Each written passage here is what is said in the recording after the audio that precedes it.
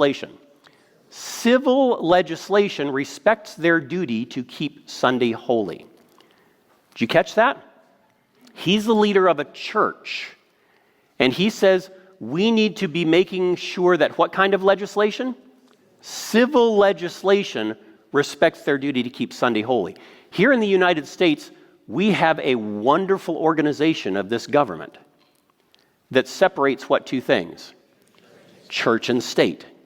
What we're seeing here is efforts to merge church and state again. That's what the Vatican is. The Vatican is a merged church and state. And they want to see church merge with state all around the world. Is that happening? This is ABC News, January 30th, 2018. Poland limits Sunday shopping to benefit family life. Polish President Andrzej Duda on Tuesday signed into law a bill that largely limits trade on Sundays, saying it will benefit employees' family life.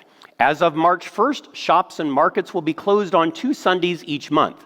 Only 1 Sunday a month will be open for trading in 2019, and starting in 2020, the legislation applies to all Sundays except major holidays.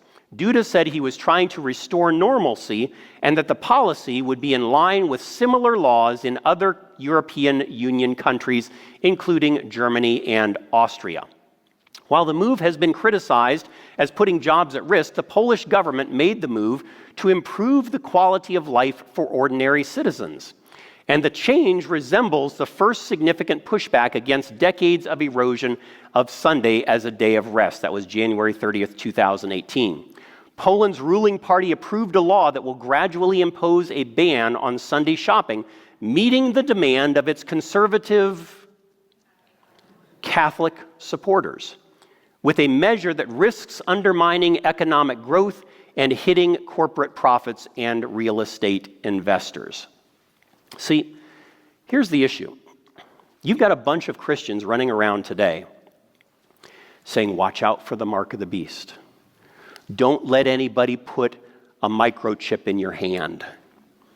If somebody wants to implant some RFID in your forehead, don't let them do it. Stay away from barcodes and microchips and RFIDs and all this kind of stuff. Devil doesn't care one bit about those things. What does he care about microchips and RFIDs and barcodes and so forth? He doesn't care about that. There is only one thing that the devil wants. What is it? Worship. He wants your worship. He wants the worship of the world. And he knows full well, and you do too, that there's no way you're going to get the whole world to line up to get barcodes and RFIDs and chips and implants and stuff like that. Not going to happen. And you've got Christians running around deathly afraid of somehow getting a microchip. But when you look at the state of the world today and how morals are tanking, a lot of people around the world are saying, to fix this world, we need to get back to God. How many of you would agree that would work? All right? We need to get back to God. But they go one step further and say, if we want to get people back to God, we need to get them back to church. And in order to get them back to church, what day do you think most Christians would want to get people back to church on? Piece of cake. Now, eventually, well, we'll start with encouragement to get back to church, and you've seen some evidence of that. But eventually, that encouragement is going to cross over a line. And people are going to be forced to go.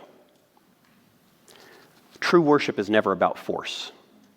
It is about choice. It's about freedom to choose to follow the one that you genuinely love. That's what it's all about.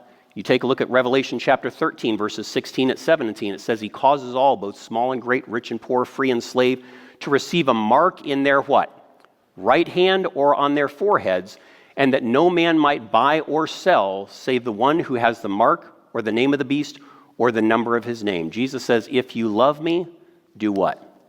Keep my commandments. Keep in mind, this is all about love. It's all about love. Shalom, everyone. My name is Eris Soref. I'm the president of One for Israel. I'm sure. Think back to the story of Cain and Abel, all the way back in the book of Genesis. Do you remember? God said, When you sin, offer a sacrifice. Abel said, okay, I love you. And if that's what you ask for, that's what I'm going to do. And so when he sinned, he offered a sacrifice, innocent little lamb. Cain said, well, I love you, Lord. Absolutely do I love you. But man, poor little lamb, innocent thing, never did anything to hurt anybody. Why would I want to kill that poor little innocent lamb? I'm a gardener. I'm a farmer. I've got fruits, vegetables, nuts, legumes. They're beautiful. They're tasty. They're full of fiber and antioxidants, right? Surely, God, you'll appreciate that. I'm going to make you a fruit basket. And he got the best of his fruit and his vegetables, and he arranged it just so, and he put it up on that altar. And he waited for God to take it.